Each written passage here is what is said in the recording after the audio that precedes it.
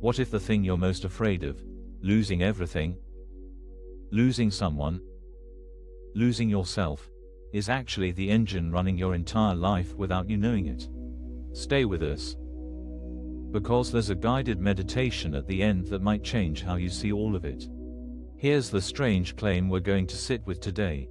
The fear of endings isn't just something that shows up when someone dies or when something big falls apart. It shows up on ordinary Tuesdays.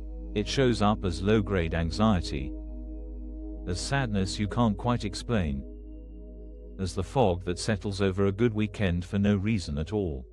And we've quietly organized our whole lives around it, around the assumption that loss is the final word on everything, and that assumption is draining the color out of experiences we haven't even lost yet. What we're going to try on today is a different ground to stand on. Not a belief. A perceptual shift. What if life, not loss, is the actual floor under our feet? Let me start with a scene you probably know. It's Sunday evening. Nothing is wrong. The weekend was actually good. The house is quiet. Maybe your kids are playing in the next room, or you're sitting with a cup of coffee that's gone a little cold, or you're thinking about a friend you love. And instead of being in any of it, you're already somewhere else. You're calculating. How long does this last? Who might leave? What might break? The kids will grow up. The friend might drift. The quiet won't hold. The joy is right there in the room with you, and so is the dread. And if you're honest, the dread is louder. That's the thing we're naming today. That background hum that says enjoy it while it lasts. That voice that turns every good moment into borrowed time.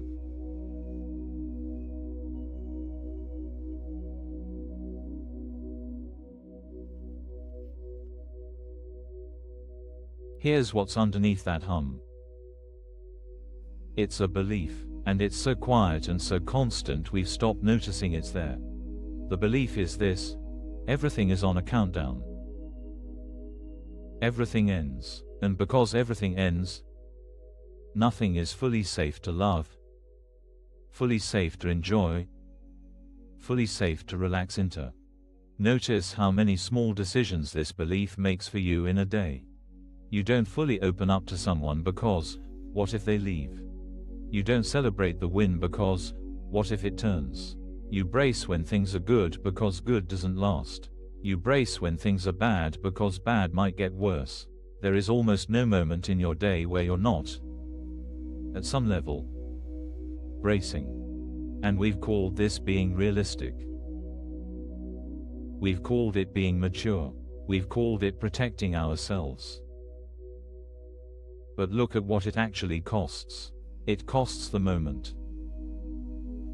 Every single time. The moment is happening and you're not in it, because you're already in the funeral for it. Here's the image I want you to hold. Imagine you've been looking at your entire life through a windshield with a long crack running right down the center of it. You can see the road. You can see the sky. You can see the people you love standing in front of you. But every single view is split by that line. Every scene comes to you already fractured. And you've been driving so long with that crack in the glass that you've started to believe the crack is in the world. It isn't. The crack is in what you're looking through.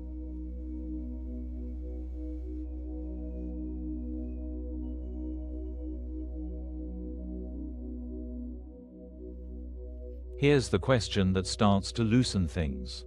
What if that windshield wasn't standard issue? What if the crack was installed, somewhere back there, by fear, by loss you didn't get to grieve properly, by a culture that treats endings as the ultimate truth, and you just never questioned it because it's been there your whole life? This is where the shift begins. Not by pretending the crack isn't there. That never works.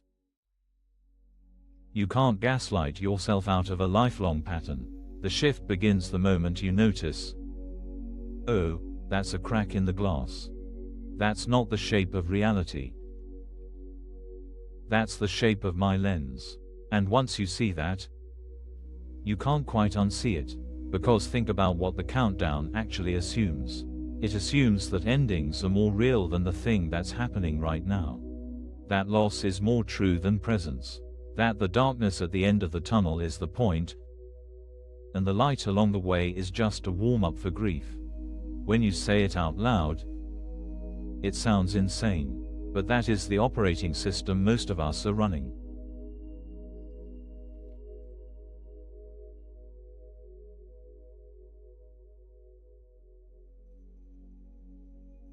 Here's the turn.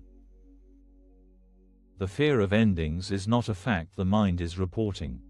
It's a choice the mind is making, over and over, in tiny invisible ways, all day.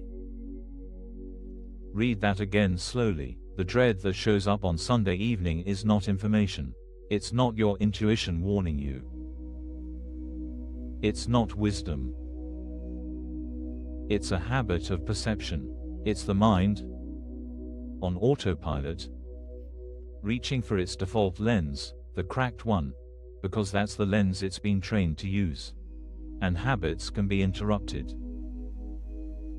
Not with force. Not by fighting the dread, but by noticing, in the moment, oh, there it is. That's the hum. That's not the truth about my kid playing on the floor. That's not the truth about this coffee. That's not the truth about this friendship. That's the crack in the glass I've been carrying around. Something remarkable happens when you catch it in real time. The dread doesn't disappear, but it stops running the show.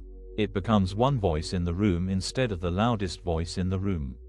And in the space that opens up, the actual moment gets to exist. The kid. The coffee. The friend. The Sunday evening light coming through the window.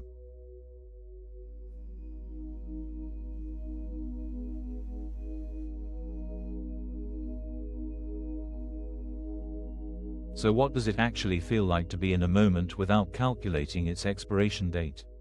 It feels, at first, almost strange. Almost too quiet, because a huge amount of mental machinery goes offline. The bracing stops, the scanning stops, the pre-grieving stops. And what's left is just this. The person in front of you. The sensation in your hands. The sound in the room. And here's the paradoxical thing. When you stop treating loss as the ultimate truth, the present moment doesn't become fragile. It becomes solid. Things start to matter in a different way, not because they'll last forever, and not despite the fact that they won't, but because the fear of their ending is no longer the loudest voice in the room. You can actually be with what's here. You can actually love the people in front of you without the funeral running in the background. This is the weight you didn't know you were carrying, the constant low-level mourning of things that haven't ended yet. When you set it down, even for 30 seconds, even for the length of a single breath, you feel how heavy it was.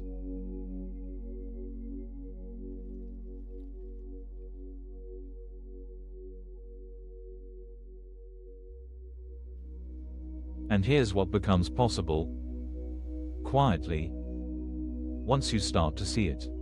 Ordinary moments stop feeling like borrowed time. You stop discounting the good because it might not last. You stop pre-flinching from love. You stop treating your own life like something you're already losing. You don't have to believe anything new. You don't have to convince yourself that nothing ever ends. That's not what this is. This is much smaller and much more radical than that.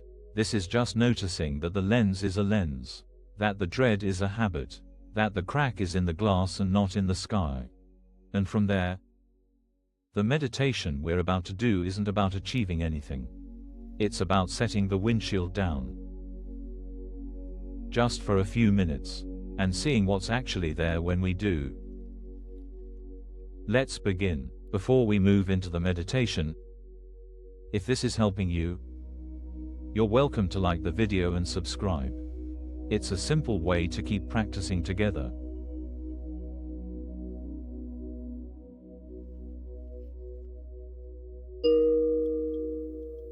Let's settle in.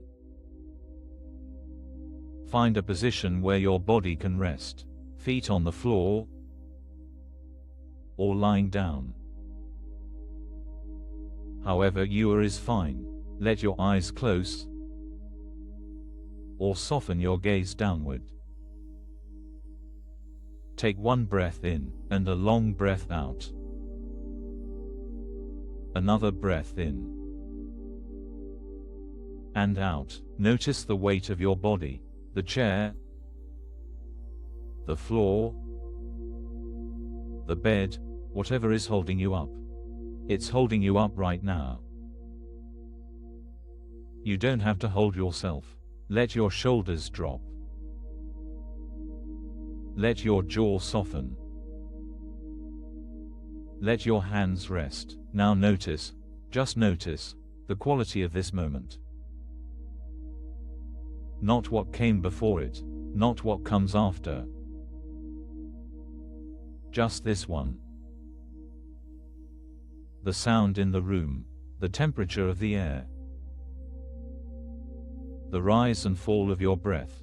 See if you can feel, even a little, what it's like to be here without calculating how long it will last. Just here.